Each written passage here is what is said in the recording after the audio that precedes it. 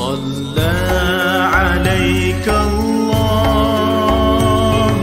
يا عدناني يا مصطفى يا صافوة الرحمن الحمد لله الذي أعطاني.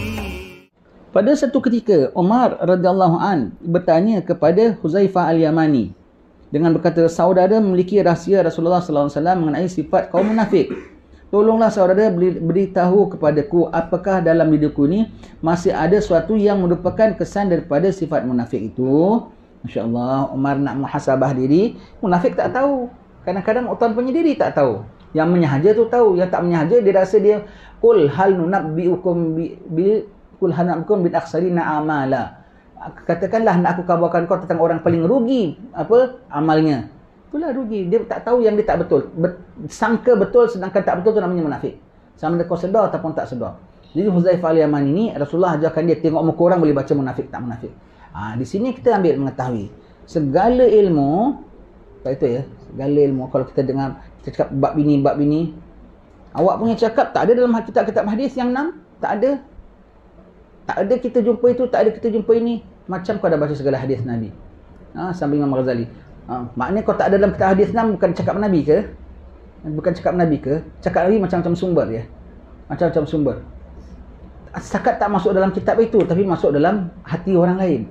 Tengok. Kalau ada, pasti ada dalam kitab-kitab Nabi ini. Siapa bilang?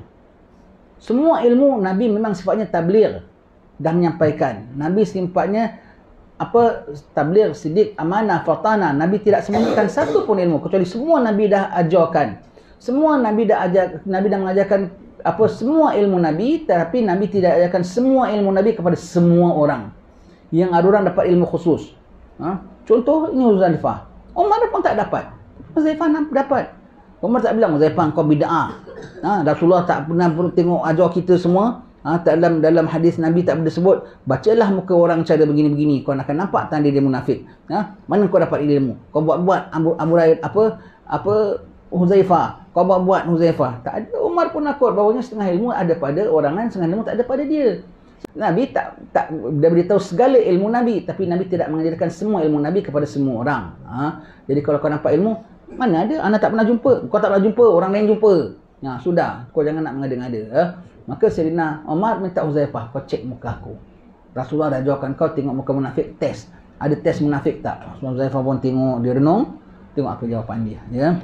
Tolonglah saudaraku, beritahu kepadaku apakah dalam diriku masih ada sesuatu yang merupakan kesan daripada sifat munafik. Nak tengok ada tanda-tanda munafik tak? Kesan munafik ada zahir tak?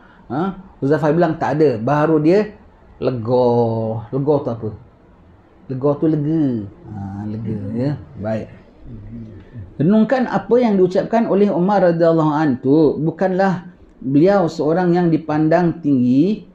Bukankah beliau seorang yang dipandang tinggi darjatnya, luhur pula akhlaknya, tetapi begitu sekali sangkaan buruknya terhadap dirinya sendiri. Sesungguhnya seorang yang semakin sempurna akalnya, lebih tinggi pangkatnya, pasti akan semakin sedikit perasaan bongkaknya. Lebih besar kecurigaannya terhadap dirinya sendiri dan lebih gembira jikalau ada orang lain yang menunjukkan keburukan dan aib jiwanya. Dia tahu orang yang mulia ialah tahu diri dia ada jelek, orang sempurna akal dia tahu jahat dan suka kalau orang tunjukkan baikan, membetulkan dia. Lepas kita bilang ya, kalau kita jadi juru nasihat orang, juru nasihat bos kita, janganlah takut sangat. Ada seorang dia ada juru nasihat. Rupanya benda tu dia dah lakukan selama-lama. Bacaan doa ke apa. Kalau dia tampil depan orang, dia baca begitu. Juru nasihat dia tak betulkan. Bermakna selama ni aku baca salah, berapa ratus orang semua yang depan aku semua dengar aku punya ucapan baca salah. Tak kata makin namanya kau tak amanah dan kau mengaibkan aku namanya. Kau khianat pada aku. Geram dia dengan juru nasihat dia. Geram. Kalau pun kau, dia tak nak suuzan. Pasal kau nak jaga periuk nasi kau, takut aku pecat kau. Tapi dia bilang pasal apa? Dia husnuzan. Pasal orang ni nak jaga hati dia. Tapi kau jaga hati aku, tapi kau aibkan aku.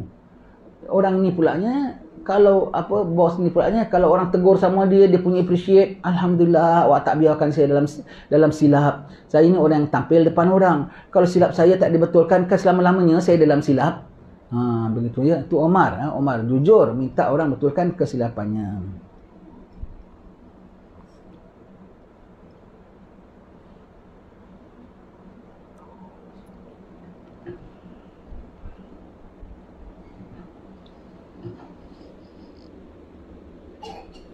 Bukankah beliau seorang yang dipandang tinggi darjatnya, luhur pula akhlaknya, tetapi begitu sekali sangkaan buruknya terhadap dirinya sendiri. Begitu. Ingat ya, husnuzan wajib terhadap semua orang kecuali diri sendiri. Su'udzan haram terhadap siapa pun kecuali pada diri sendiri wajib.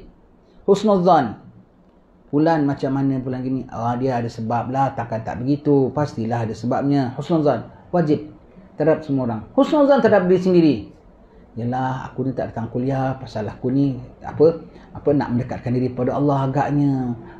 Aku ni rasanya kalau dah amal gini macam nak dekat jadi soleh lah. Dengan sendiri tak boleh husnuzan. Dengan diri kena su'uzan. Wahai diri, jangan malas. Wahai diri, jangan bongkak. Wahai diri, jangan mengada-ngada. Wahai diri, jangan pilih kasih. Wahai diri, jangan begitu. Wahai diri, kau kena begini. Wahai diri.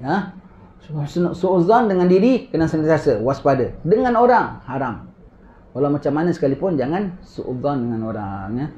Cerita husnuzan, su'uzan, teringat dia selalu. Saya suka hilang ceritanya Habib Abdul Rahman Al-Masyhur, Mufti Hadramaut. Ya. Dia paling galakkan orang suka husnuzan. Dia paling kuat husnuzannya dengan orang. Wali-wali ni kan macam ada kuat zuhudnya, ada kuat tawakalnya. Dia kuat husnuzannya. Kuat sekali husnuzannya. Sampai kalau orang nak ada perhimpunan di sana, perhimpunan ziarah Nabi Hud, perhimpunan hari Jumaat, perhimpunan hari raya, perhimpunan wukuf, dia selalu bilang, dalam perhimpunan-perhimpunan kau kena jaga zon kau terhadap ahli majlis itu. Baik. Maka dia bilang anak dia nak pergi haji. Dia bilang, wahai anakku, kau pergi haji di sana nanti kau tengok segala apa kau nampak, teruk macam mana pun kau kena husnuzan.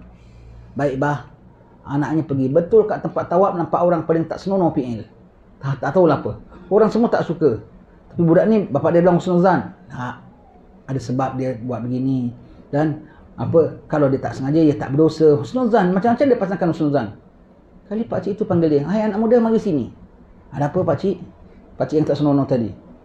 Kau anak Abdul Rahman Al-Masyhur? Betul, mana pakcik tahu? Sebab di sini tak ada satu manusia husnuzan dengan aku kecuali kau.